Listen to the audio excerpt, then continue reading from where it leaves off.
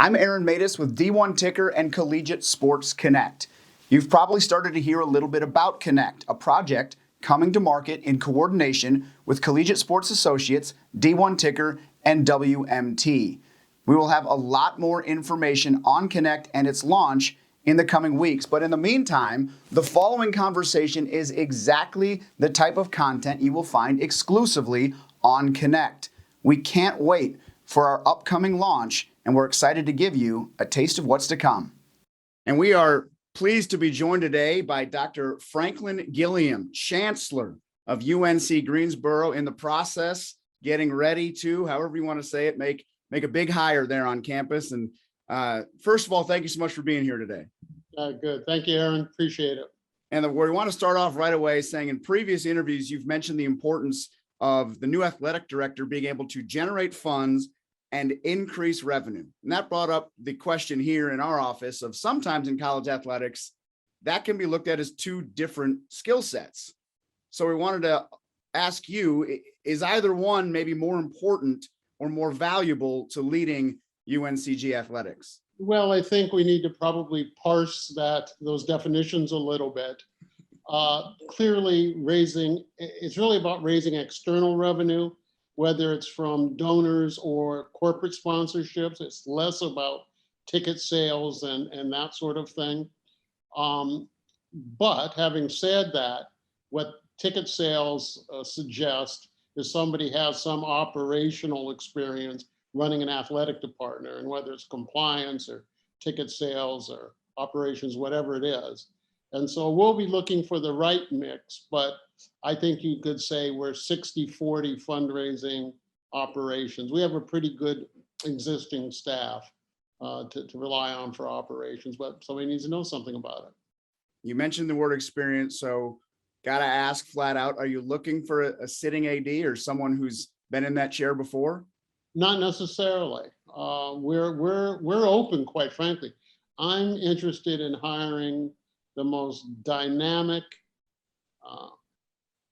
candidate with the appropriate skills that can help us if you think about UNCG 2.0, I think we've gained some national visibility, particularly in men's basketball, but also in some of our other sports. And we're looking for the next athletic director to really lead us to sort of UNCG 2.0 and define that vision. Speaking of basketball, obviously you mentioned it, there's been some success there. It's a basketball hungry part of the country. Does some innate knowledge of how to effectively promote basketball or verified success even, how important would that be on someone's resume? Well, Aaron, you know the answer to that. I mean, it would certainly be an advantage. How about that? How could you elaborate though as to how important the basketball program and programs there are, given the fact that you've mentioned also that it's not going to be a football school? Yeah, look, men's basketball is our premier sport. It is where we've had the most success at the NC2A level in recent years. It's where we feel we can be nationally competitive. Having said that, I think there's 5 or 6 sports where we feel we can really be nationally competitive. Men's soccer, softball, men's golf. We think we have a really good chance. Men's baseball, we can be nationally competitive. We've been competitive in women's soccer, and I expect us to be competitive there. We went to the tournament a couple of years, 2-3 years ago, played Duke in the opening round, wasn't great, but we played them tough. So unlike a Power 5 school where you can be nationally competitive across 20-something sports, at a mid-major, you just can't do that. So we've decided to focus on the sports where we can be nationally competitive. We feel like we have a good program, good facilities. We're in a wonderful location. We think it's a great job. How about connection to the Carolinas or the mid-Atlantic region? A plus, is that necessary? Do you care about that? I don't think it's necessary. I don't think, because after all, the athletic director is not going to be recruiting the athletes, the student athletes directly. It doesn't hurt, but it certainly isn't a necessary qualification. And we have to ask this question because any athletic director coming in or wanting to be would probably ask the same. But right now, the buzz in college athletics is realignment, and your school has been named in the rumors, and the rumors are constantly blowing this way or blowing that way. Is there any update from your end on what could happen, or do you envision the best fit long term for UNCG athletics? Well, it's we all recognize that it's a extraordinarily fluid landscape for intercollegiate athletics, given the recent rulings around the NC2A. We do see conferences trying to expand, trying to shape memberships in particular ways. I'd be surprised if there isn't a competitive program out there that hasn't been contacted by a new conference. So we had a CEO meeting a few weeks ago. It's been 3 weeks ago or so now up at Western Carolina, and we discussed it. And so we're still taking a hard look at it. Our school's taking a hard look at it.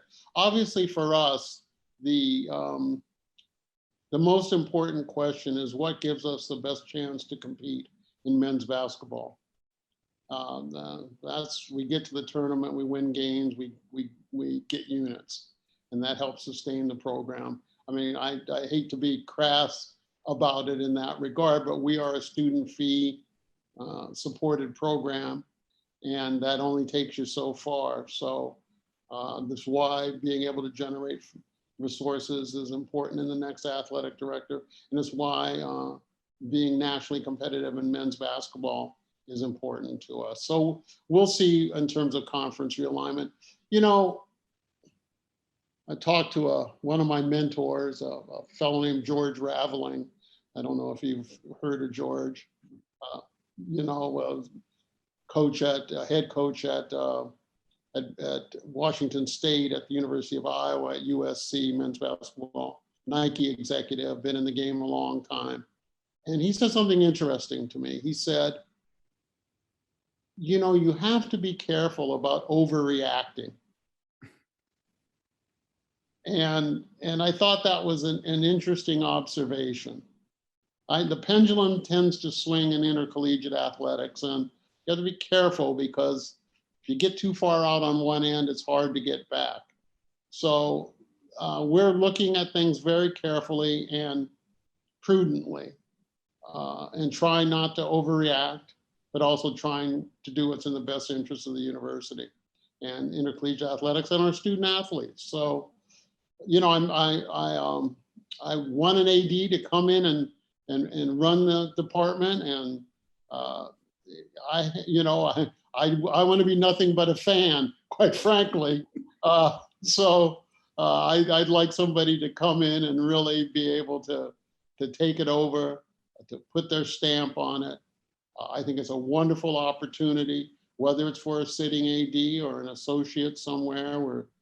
We're just starting to review the pool now as candidates are coming in, and we look to do that here over the next, I don't know, however many weeks.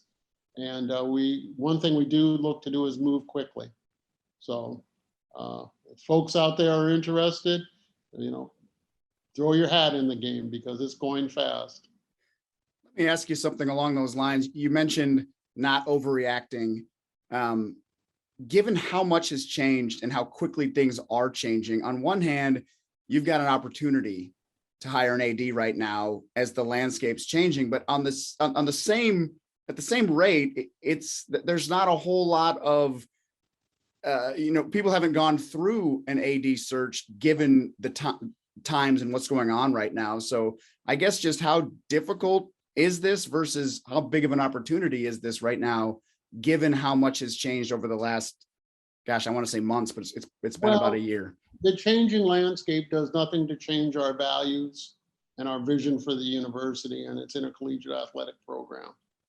Who we play against, we'll see. We've been happy in the Southern Conference. Right. We've been a very competitive men's basketball league. We've been disappointed that we haven't been a two bid league. There's been some years where we think we should have been. On the other hand, you know, you have to take a look at what's out there. I just think it's a wonderful opportunity for a new athletic director. I want somebody who thinks about this 24/7 to come in, and we intend to keep our powder dry until we can get a new athletic director in, let them assess the landscape and provide some recommendations about what they think is the best place for our program to be. And I look forward to having a real pro come in and be able to perform that job. Last thing I have for you, and it's just turning it over to you. Anything you want to know?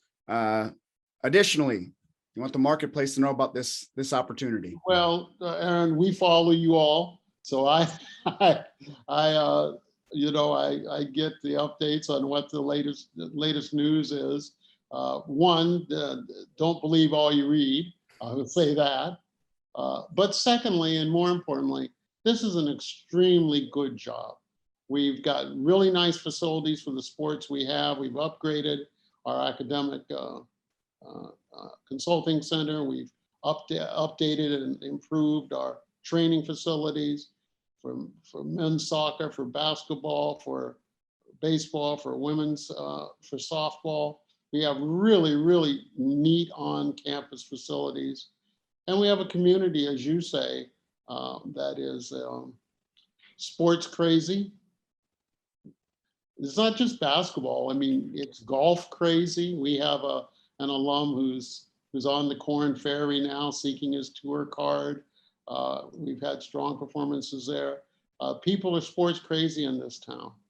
It's in fact, sports tourism is one of the real strengths of this town. Great facilities throughout the city. As you know, we play in a very large arena. I'd like to see that filled up with a really competitive mid-major program. A lot of mid-majors have done it, and we don't see why we can't be one of them. So great job. Invite interested folks to apply. I have an open mind about who we get, and we'll just see. I've been in a lot of these searches of all sorts. This is my 39th year in higher ed as either a professor or an administrator. I played D1 sports myself. My family has a sports background. So I've been in this most of my life, and I believe intercollegiate athletics is extraordinarily important. It's important for student life because we know the more engaged students are at the university, the more likely they are to get their degree. It's important for the student athletes. They say, having been one myself, in fact, my staff is tired probably of my sports analogies at the Chancellor's Council's meeting, but I think those lessons have served me well. So we look forward to interviewing a robust slate of candidates and making a decision quickly. And don't believe everything you read. Are you suggesting there's possibly some swings and misses being made out there? Well, I'll tell you, one of the things I have found is that intercollegiate athletics, well, we used to have a saying when I grew up in Minnesota, when we played in high school, a very competitive hockey league, and when the other team's goalie would let in goals, we'd start with the chant sieve. And I've found intercollegiate athletics to be a bit of a sieve when it comes to information. So don't believe everything, and we've, it's just a really good job. I was on the NC2A Presidential Forum. I chaired it. I've been involved with the NC2A pretty heavily now. It's I think the biggest challenge, quite frankly, is for the NC2A than it is for necessarily the leagues. So we'll see. We'll see where we end up. But we're looking forward to it, and we're excited about sports. We took a hard loss last night in men's soccer, where we were nationally ranked and lost in the tournament. Quite disappointed. Both I wasn't in town to see it, and then that we lost. But we have a very strong program there. So we're looking forward to it. We're looking forward to the candidates. Looking forward to talking to folks. You have no idea how much the hockey analogy hit home for a kid that grew up in Minnesota playing goalie. I have heard that chant before. What high school did you go to? I went to Edina High School.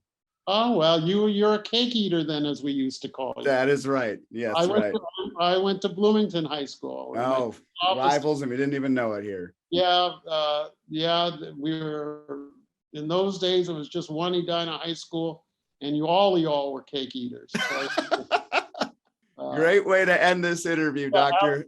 Hey, thank you so much for doing this. Take care.